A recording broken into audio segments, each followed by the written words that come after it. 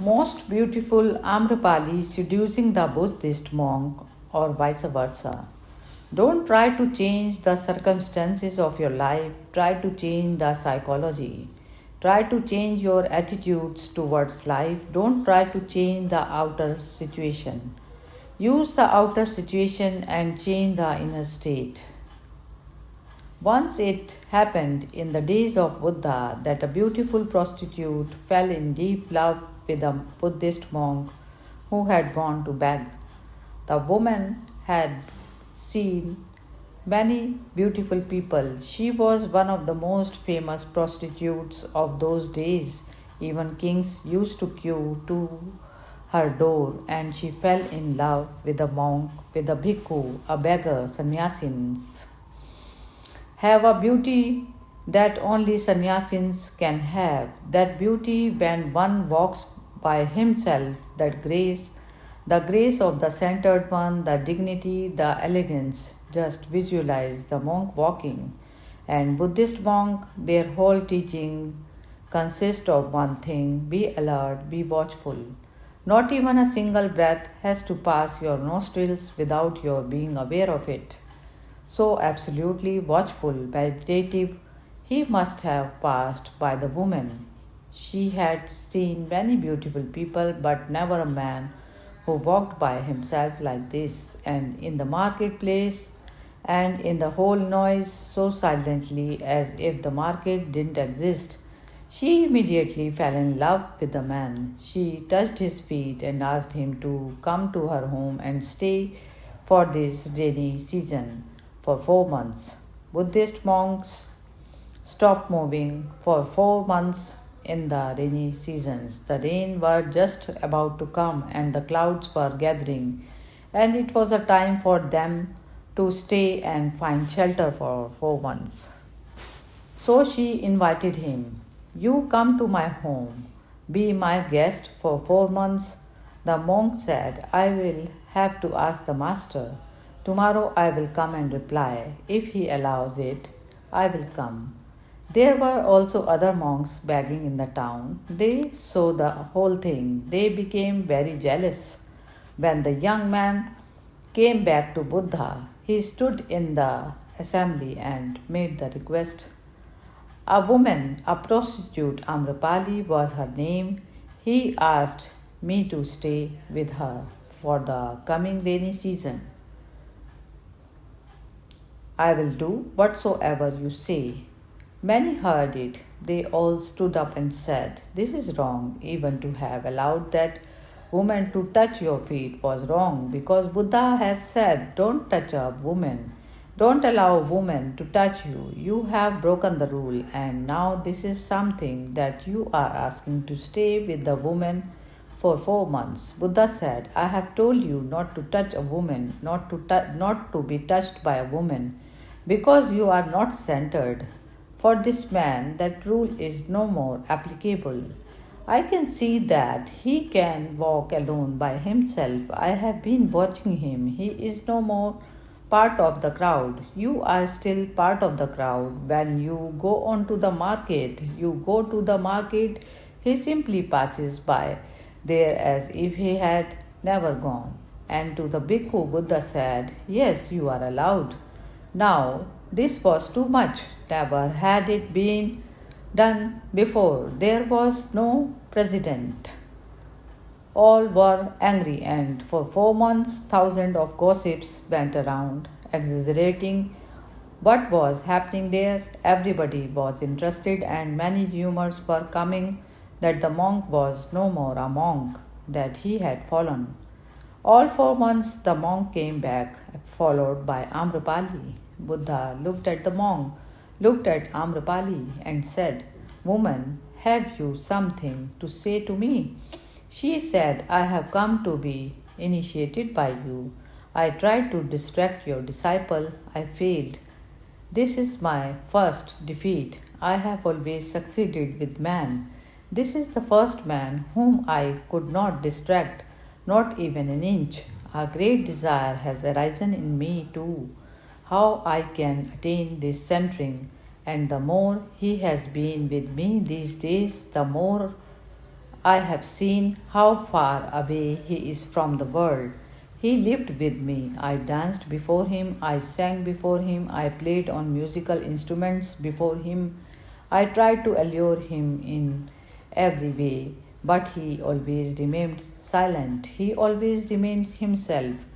Not for a single moment have I seen any cloud in his mind or any desire in his eyes.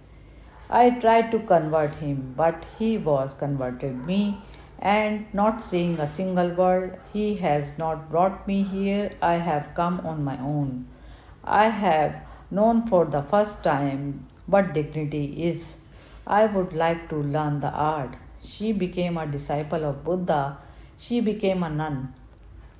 Don't try to change the circumstances of your life, try to change the psychology. Try to change your attitudes towards life.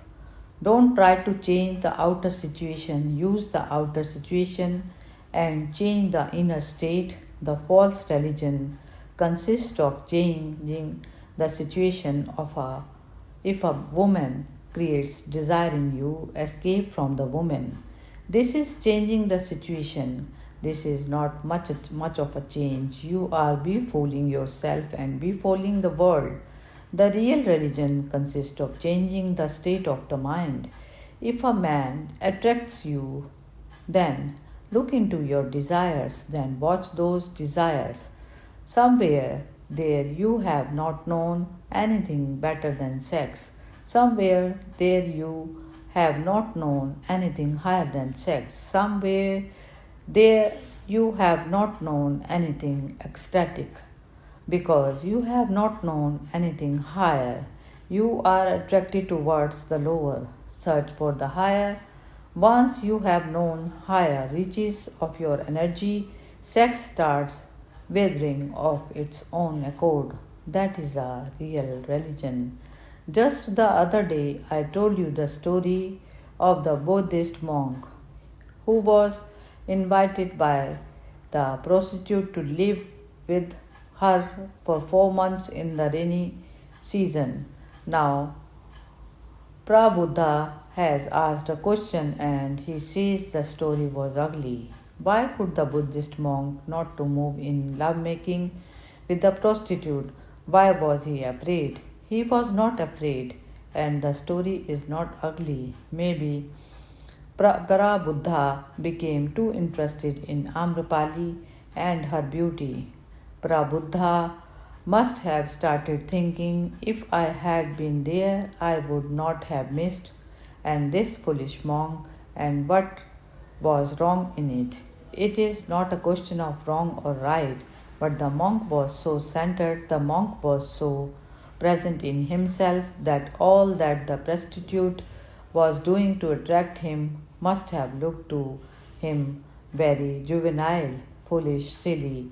What the prostitute was doing to enchant him was great. From the side of the prostitute, she was an artist in that art of alluring people, of hypnotizing people, and she was a beautiful woman. It is said that she was the next most famous person in Buddha's time. The first was Buddha and Amrapali was the second. But if the monk is centered and he has no feeling arising in him to go into love making, why should he go? If he has transcended, why should he go? It is not that he was resisting. If he were resisting or repressing, then it would be ugly. But why should he indulge if there is no desire in him? Just because of the prostitute. Why does the story look ugly to Parabuddha? No, he was very kind to the woman, infinitely kind, infinitely loving, but of course the love of a centered man is totally different from the love of an uncentered man. He was a Buddha, that is why Buddha had allowed him to go. He had arrived, all desiring had disappeared from him. Now it was just a toy. And the story is immensely beautiful because remaining centered, he helped the woman.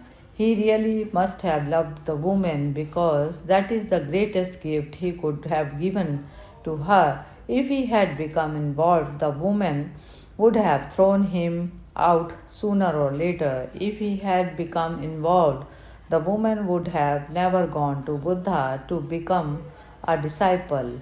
This was the greatest gift that the monk could have given to the woman, the gift of a Buddha, the gift of a disciplehood. He made himself absolutely available for the woman to watch, to see in every possible way. He made his presence felt, and the woman came to know that this was something to be achieved, this was something worthwhile. All that she had been doing up to now was worthless, insignificant, non essential. This man had essential richness, the richness of the essence. She fell in love with the monk on a higher plane. She fell in love not only with the monk, but she fell in love with Samadhi, with enlightenment. In fact, that was the reason for the beauty of the monk. She had not gone into love because of the monk. The monk was a vehicle. The energy was that of enlightenment. He was luminous. She had fallen in love with that luminousness. The body of the monk was just like a lamp, and the luminousness inside was a flame. You don't fall in love with the lamp, you fall in love with the flame. If the monk had moved, the flame would have disappeared, and the woman would have found an ordinary man. Very ordinary, nothing special about him, nothing valuable about him. The more the monk remained centered, and when I say remained centered, I am not saying he was making any effort to remain centered. He was centered, it was effortless, it was spontaneous, it was natural. If there were any effort involved, the monk himself would have been afraid to go. He was not afraid. He slept in the same room with the woman, and the woman danced naked around him, and he sat in silence and meditated. There he remained alone.